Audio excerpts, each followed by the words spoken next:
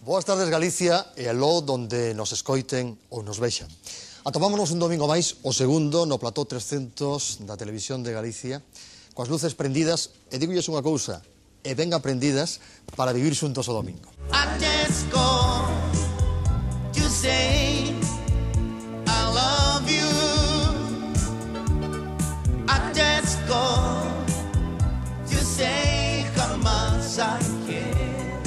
Imos recibir a través de Adela Cano, que se atopa aquí, boas tardes, Hola, buenas tardes. a mensaxe das estrelas. A forza de Marte. Quere decir que o programa va a tener unha gran garra. Alegría de Tauro, al lado dos Xéminis, que quere decir que habrá unha grande audiencia. É Mabel Rivera, que nos vai presentar xa a Telerrexouba. Doña Lola Flores, que polo visto non acaba de atopar por aí esos 53 ou 100 e pico de millóns que lle faltan para pagarlle aí ao fisco. Sendo unha muller dedicada a este mundo do espectáculo toda a vida, e agora pensar que non atope ela os cartos para poderlle pagar o fisco. Pasamos a música en vivo, en directo. Bueno, en directo non, imos decir a verdade, porque é compleiva, e nós non queremos engañar a naide. La gente no deja de brindar. Nadie se acuerda de que todo va mal. Es una noche más, mañana ya veré si me puedo levantar. 35.000 pesetas, que se pode levar vostede. Boas tardes. Aí os coitamos un cadelo. Con quen falamos? Non lle oín ben o nome, pero sei que é unha persoa...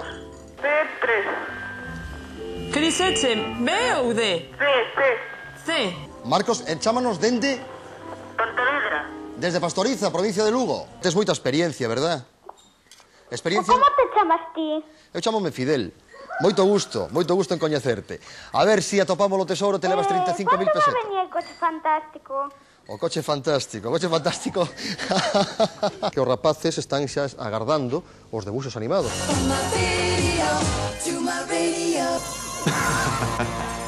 Dolores se llamaba Lola, hace la calle hasta las 6. Pues sin dinero en esta tierra hay dolores al burdel. Fuiste la niña de azul, ahora eres la vieja verde. ¿Cómo se porta la vida cuando vale lo que tiene? Alfonso Hermida vai nos dar xa un avance do que vai suceder cos deportes. No domingo empecé eu nun programa que se chamaba Viva o Domingo, que se emitiu na temporada 87-88. Eu daquela nin siquiera era maior de idade, apenas tiña 17 anos. Eu recordo que tiña a misión de dar eses resultados e ademais tiña unha orde que non mirase nunca á cámara.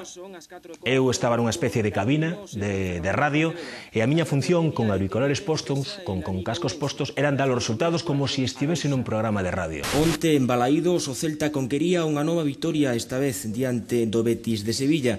Imos coa quiniela. A experiencia durou 3 programas porque choveron críticas por todos os lados, dicíannos que eso non era televisión, que eso era levar a radio a televisión, así que a partir do cuarto programa aproximadamente empecé a mirar a cámara. Non se entendía ben.